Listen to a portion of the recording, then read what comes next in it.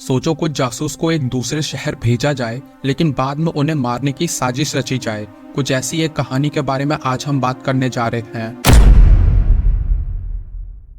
ये कहानी कुछ जासूसों के बारे में है जिन्हें नॉर्थ कोरिया के आर्मी ने बचपन से ट्रेन किया और उनका मिशन नॉर्थ और साउथ कोरिया को जोड़ने के लिए था। ट्रेनिंग के बाद उन्हें साउथ कोरिया भेज दिया गया था, जहां ये जासूस अलग अलग भेष बदलकर रहने लगते हैं। इनमें से एक जासूस है रियू हान, जो असली लाइफ में एक खतरनाक मार्शल आर्ट मास्टर है, और साउथ कोरिया में वो डोंगू नाम से एक बेवकूफ लड़का बनकर रहता है। वो पिछले 2 सालों से शहर वालों पे नजर रखता था और कुछ बदमाश बच्चे उसे परेशान भी करते थे। फिलहाल वो एक बूढ़ी औरत जियोन की दुकान पे काम करता है और उसके घर में उसके बेटे माइकल के साथ रहता है।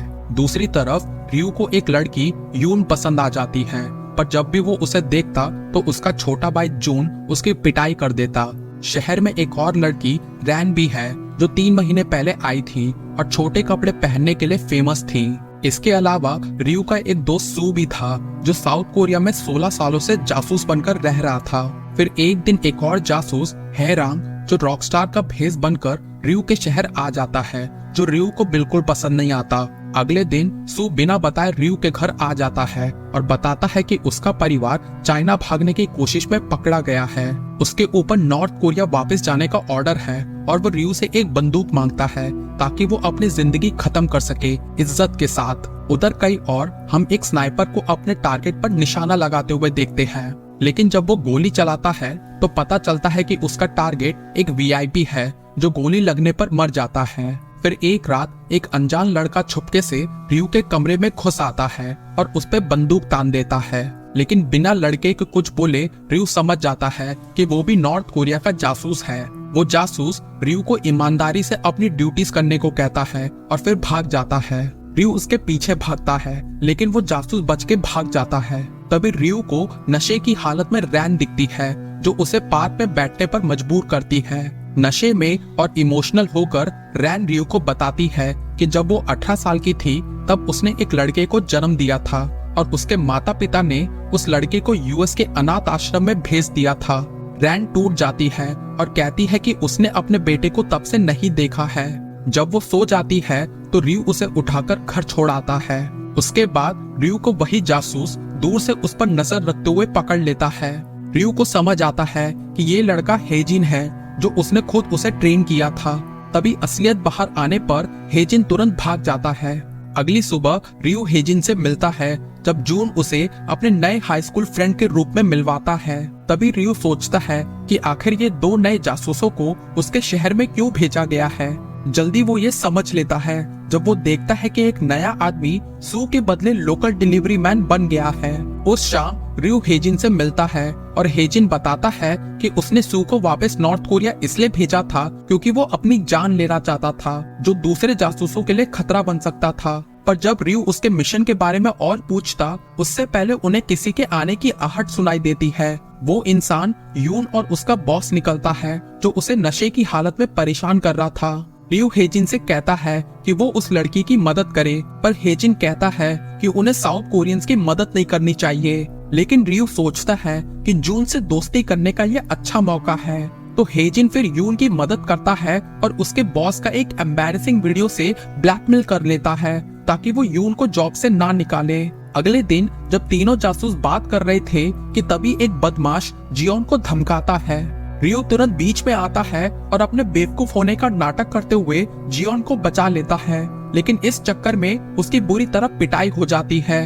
जब माइकल को इसके बारे में पता चलता है तो वो बदमाशों को सबक सिखाने जाता है और रियू और हेजिन चुपके से उसका पीछा करते हैं। तभी हेजिन भेष बदलकर सारे गुंडों की पिटाई कर देता है और बाद में रियू माइकल को डांट लगाता है।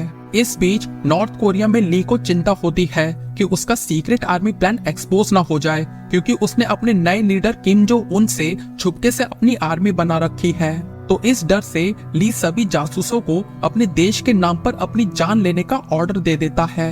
फिर एक एक करके साउथ कोरिया में रहने वाले सभी नॉर्थ कोरियन जासूस अपने आप को खत्म करना शुरू करते हैं। हेजिन भी ऑर्डर फॉलो करने पर अड़ जाता है, लेकिन रियू कहता है कि पहले वो उनके चीफ से बात करे, पर हेजिन इस बात से इनकार कर देता है और रियू पे बंदूक तान लेता है। तभी हायरंग बीच में आकर समझाता है कि अपने आप को खत्म करने का कोई फायदा नहीं है, क्योंकि अगर वो चुपचाप चले भी जाए तो किसी को कोई फर्क नहीं पड़ेगा। तभी हेजिन गुस्से से भर जाता है और धमकी देता है कि वो उन्हें मार देगा। रियो उसकी इच्छा पूरी करने के लिए रेडी हो जाता है और हेजिन को गोली चलाने के लिए कहता है, पर हेजिन अपने कैप्टन पर गोली नहीं चला पाता और शर्मिंदा होकर चला जाता है। इसी बीच टोनी को इतने जासूसों के अपनी जान लेने से परेशानी होती है, इसलिए वो अपने बॉस से बात करता है, लेकिन वो उससे कहता है कि वो अपने काम से काम रखे, क्योंकि उसके लिए दोनों देशों को जोड़ने से बढ़कर और कुछ नहीं है। उधर हेजिन को जल्दी पता चल जाता है कि कोई उसका पीछा कर रहा है, तो वो उनकी जमकर धुलाई करता है। उसी वक्त रियो के पास टोनी आता है और उससे कहता है कि बचे हुए जासूसों की जान खतरे में है और उसे साउथ कोरिया छोड़ के चले जाना चाहिए। जब रियो टोनी का ऑफर मना कर देता है तो टोनी उस पर बंदूक तान लेता है। अचानक हेजिन वहां आ जाता है, जिस वजह से टोनी को भागना पड़ता है। हेजिन उसका पीछा करता है और रियो हेजिन के पीछे जाने लगता है, लेकिन तभी उसकी नजर सू पर पड़ती है। सू बताता है कि वो वापस नॉर्थ कोरिया भेजते वक्त भाग आया था और अब रियो से अपनी सुरक्षा की रिक्वेस्ट करता है। इस बीच टोनी हेजिन को पकड़ लेता है और उसके शरीर से एक ट्रैकिंग डिवाइस निकालता है, जिसके बारे में हेजिन को बिल्कुल नहीं पता था। ऊपर से ली अपने आदमी ताइवान को साउथ कोरिया भेज देता है, ताकि जो ऑर्डर फॉलो नहीं कर रहे उनको खत्म कर सके। बाद में रियो को हेजिन का खून जमीन पर दिखता है, तो वो डिसाइड कर लेता है कि अब वो किसी का ऑर्डर नहीं मानेगा। वो अपने बाल काट लेता है और अपना असली रूप सामने ले आता है। शहर वाले इस रूप से हैरान थे, लेकिन जियोन को ये जानकर बिल्कुल हैरानी नहीं होती, जैसे कि वो पहले जानती थी कि रियो शुरू से नाटक कर रहा था। रियो उससे कहता है कि वो शहर छोड़ के जा रहा है, तो वो उसे आखिरी बार खाना खिलाती है। जाने से पहले रियो रैन को उसके बेटे का एड्रेस देकर कहता है कि वो उससे मिलने जाए।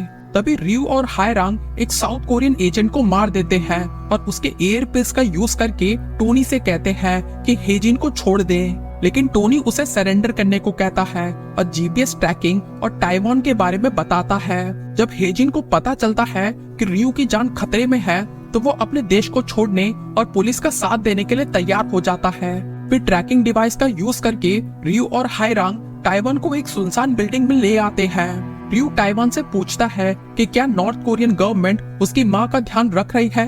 ताइवान की खामोशी से रियो को सारी सच्चाई समझ आ जाती है और फिर एक जबरदस्त फाइट शुरू होती है। शहर के 2 शरारती बच्चे भी वहां आ जाते हैं और ताइवान के एक साथी उन पर गोली चलाने लगता है, लेकिन हायरंग उस गुंडे को अपनी गाड़ी से कुचल देता है और फिर रियो और बच्चों को लेकर वहां से भाग जाता है। ताइवान अपनी गाड़ी से उनका पीछा करता है, लेकिन तभी टोनी पुलिस के साथ वहां आ जाता है, तो ताइवान वहां से भाग जाता है। बाद में रियो और हायरांग उस सीक्रेट जगह पर पहुंचे जहां उन्होंने सू को छुपाया था, लेकिन तभी उन्हें सू की असलियत का पता चलता है। असल में सू शुरू से नॉर्थ कोरियन गवर्नमेंट के साथ मिलकर जासूसों को खत्म करना चाहता था।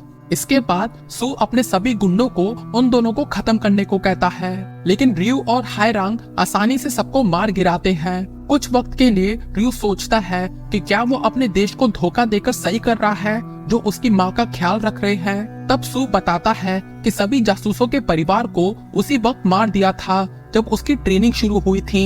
ये सुन के रियो को गहरा सदमा लगता है और वो सू को मार डालता है। तभी अचानक ताइवान के गुंडे उन पर गोलियां चलाने लगते हैं और रियो और हायरांग को वहां से भागना पड़ता है। इस बीच ताइवान और साउथ कोरिया के पुलिस बिल्डिंग के बाहर पहुंच जाते हैं। तभी गुंडे पुलिस पे गोलियां चलाते हैं और मौके का फायदा उठा के हेजिन वहां से निकलकर सारे गुंडों को खत्म कर देता है। इसके बाद वो टोनी से रिक्वेस्ट करता है कि वो रियो की मदद करे। टोनी और पुलिस ऊपर पहुंचने की कोशिश करते हैं, लेकिन ताइवान के आदमी उनका रास्ता उड़ा देते हैं। थोड़ी देर बाद रियो, हायरांग और ताइवान के गुंडे सब छत पर मिलते हैं और एक जबरदस्त फाइट शुरू होती है। ताइवान के सारे आदमी मर जाते हैं, तो ताइवान रियो और हायरांग से अकेले लड़ता है। जब ताइवान रियो को खत्म करने वाला होता है, तो हेजिन और पुलिस आ जाते हैं और वो ताइवान को पीछे से गोली मार देते हैं। अपनी आखिरी सांस लेते हुए ताइवान एक बम निकालता है, लेकिन हायरांग अपनी जान कुर्बान करने का फैसला करके ताइवान और बम के साथ बिल्डिंग से कूद जाता है, जो हवा में फट जाता है। हेजिन पुलिस को रियो को गिरफ्तार करने से रोकता है और उसे भागने को कहता है, लेकिन रियो अपनी माँ की मौत के बाद अब जीना नहीं चाहता था। तभी उसे जियोन के दिए हुए एक बैंक पासबुक की याद आती है जो उसके पॉकेट में होती है। पता चलता है कि जियोन ने उसके शादी के लिए पैसे जमा कर रखे थे और उसे अपना दूसरा बेटा माना था। ये देखते ही रयू के आंसू निकल आते हैं। टोनी हेजिन को सरेंडर करने के लिए कहता है, लेकिन वो उस पर गोलियां चलाने लगता है, जिस पर वो भी उस पर गोली चला देते हैं। ये देख के रयू उसे बचाने के लिए दौड़ता है, लेकिन इस वजह से उसे भी गोलियां लग जाती है। इसके बाद दोनों छत से नीचे गिर जाते हैं।